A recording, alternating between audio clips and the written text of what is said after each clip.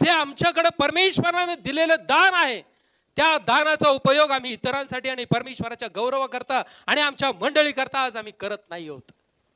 आणि लक्षात घ्या, ज्यावेळेस आम्ही देवाच्या सेवा कार्याकरता जे परमेश्वराने तुम्हाला आणि मला दिलेलं आहे ते आखडून ठेवतो, त्या आखडून ठेवण्याकरता, ते स्वतःपुरतं मर्यादित ठेवण्याकरता परमेश्वर मग अशा लोकांना शासन देखील केल्याशिवाय राहत नाही.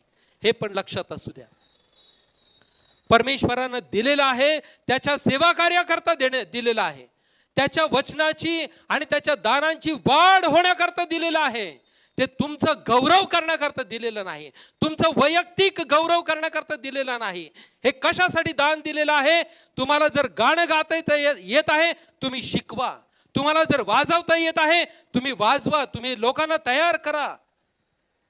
तुम्हाला उत्तम रीतीने देवाचं वचन वाचता येत आहे, तुम्हाला संदेश देता येत आहेत, तर देवाच्या वचनांचा संदेश द्या, लोकांना शिकवा. तुमच्याकडे जे आहे ते जर आज तुम्ही धरून ठेवत आहात, ते मोकळं करीत नाहीत, तर लक्षात घ्या, परमेश्वर याचा झाडा घेतल्याशिवाय राहणार नाही आणि ते दान तुमच्यापासून काढून घेतलं जाईल. आणि मग तुम्ही कितीही रडलात, कितीही क्षमा मागितलीत, तरी त्याचा काहीही उपयोग होणार नाही.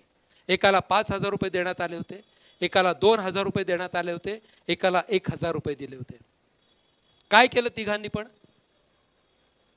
तिघांनी पण काय केलं? ज्याला 5 मिळाले त्यांनी 10 केले, ज्याला 2 मिळाले त्यानं 4 केले, ज्याला 1 मिळालं होतं, 1,000 मिळालं, त्यानं काय उत्तर दिलं? पुरून ठेवलं.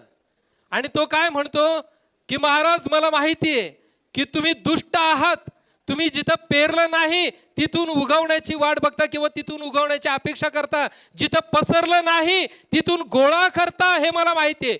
म्हणजे त्यानं किती धडधडीत त्याच्या मालकाचा अपमान केलाय.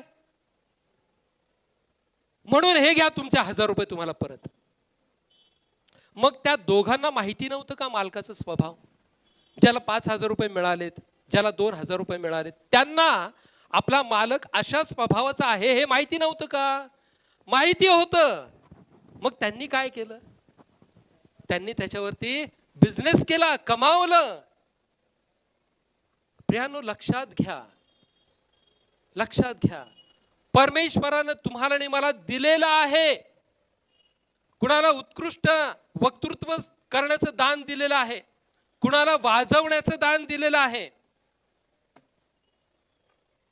या दानाचा उपयोग आम्ही सेवा कार्याकरता केला.